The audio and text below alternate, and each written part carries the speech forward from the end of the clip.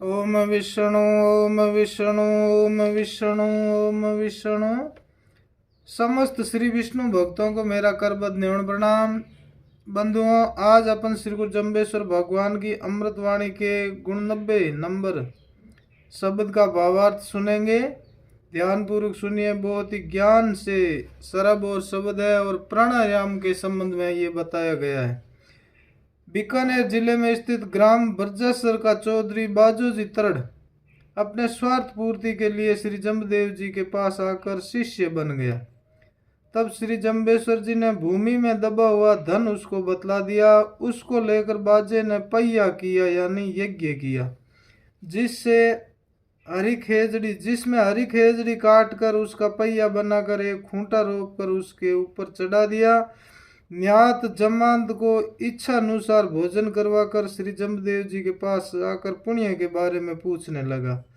तब जम्बदेव जी ने कहा कि एक हरी खेजड़ी काटी गई है, उसका तैया हुआ है, उसका पाप अब भी पीछे बच्चा है, वह तुझे भोगना पड़ेगा। पुण्य की आशा छोड़ दे। जाम्बोजी महाराज ने बताया कि तुमने एक खेजड़ी का तैया कर लिया है, उसका पाप तेरे ऊपर चढ़ गया है और वो पाप तुझे भोगना पड़ेगा। पुण्य तो रहा दूर की बात। इस प्रकार से बाजे ने धन खर्चने में कोई कमी नहीं रखी। बार बार न्यात जमात को निमंत्रण देकर भोजन करवाता। उसमें बिना गुरु जी की आज्ञा के मनमुखी किया हुआ कार्य सफल नहीं होता। अंत में जाकर गुरु जी की शरण में ग्रहण करने पर उसको पुण्य की सफलता मिलती है। बाजो श्री जमदेव जी का शिष्य बन जाता है और उसे काली वर्दी देकर संत पंथ में सम्मिलित कर लेते हैं। उसी समय ही श्री जम्बदेव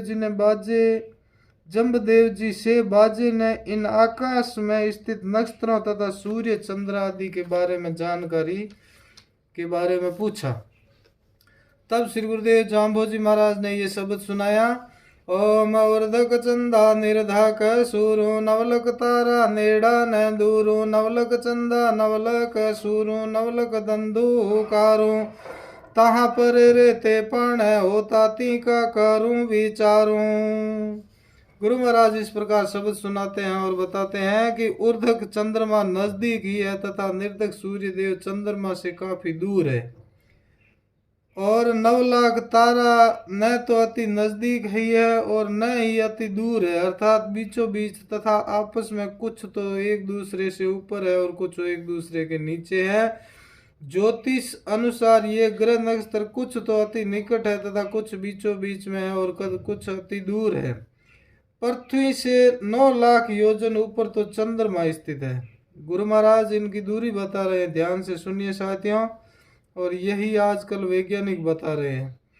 पृथ्वी से 9 लाख योजन ऊपर तो चंद्रमा स्थित है तथा उससे ही उतनी ही दूरी पर सूर्य स्थित है, यानी 9 लाख योजन तो चंद्रमा है और उतनी ही दूरी यानी और 9 लाख 18 लाख योजन ऊपर तक सूर्य है और सूर्य से ऊपर 9 लाख योजन और 9 लाख योजन चलते हैं तब वहां पर धंधुकार है, मतलब 27 लाख योजन पर धंधुकार है। वहां पर इन ग्रह नक्षत्रों की पहुंच नहीं है।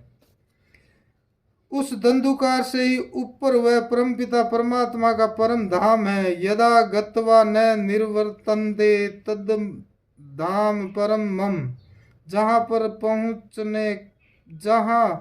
पहुंचने पर फिर वापस लौट कर नहीं आते हैं। गुरु महाराज फरमाते हैं कि 27 लाख योजन से ऊपर परमपिता परमात्मा का परम धाम है। वहां पर लौटने के बाद वापस आना जाना यानी आवागमन मिट जाता है। आगे गुरु महाराज फरमाते हैं, हे बाजा, मैं तो उस परम धाम के बारे में ही विचार कर रहा हूँ। चंद्रमा सूर्य और नक्षत्र लोक तथा लोक तक की बात करना तो नादानी ही होगी। मेरा लक्ष्य तो शिष्यों को वहीं परम धाम पर पहुंचाना है। इस शब्द का ये अर्थ तो ग्रह नक्षत्रों से संबंधित है तथा दूसरा अर्थ अध्यात्म योग से भी संबंध रखता है। वह इस प्रकार से है। गुरु महाराज फरमाते हैं, योगी लोग चित्तवृत्ति को स्थिर करने के लिए प्राणायाम करते हैं। श्वास प्रश्वास की स्वाभाविक गति में अवरोध पैदा करने को प्राणायाम कहते हैं। प्राणायाम करने से मन की चंचलता समाप्त हो जाती है तथा चित्तवृत्ति स्थिर होती है। दाहिनी नासिका से श्वास जब निकलता है तो उसे सूर्य श्वास कहते हैं तथा बाईं को चंद्र श्वास कहते हैं। योगी जब प्राणायाम करते हैं तब सर्वप्रथम दाहिनी यानी सूर्य को रोक कर बाईं यानी चंद्र से श्वास अंदर ले जाकर पूर्ति करता है, जिसे कुंभक कहते हैं। उस कुंभक के करते समय श्वास की टक्कर कुंडलिनी से लगती है, किंतु वह हल्की ही होती है, यानी चंद्र नाड़ी से जो आती है वह हल्की होती है, इसीलिए उसको ऊर्ध्वक कहा है। यानी श्वास से धक्का तो लगा है पर थोड़ा ही होता है, इधर पहले शक्ति समाप्त हो जाती है, इसलिए इसकी शक्ति पहले ही समाप्त हो जाती है, मतलब कुंडलिनी को जोरदार धक्का नहीं लगता है, जागृत नहीं होती है।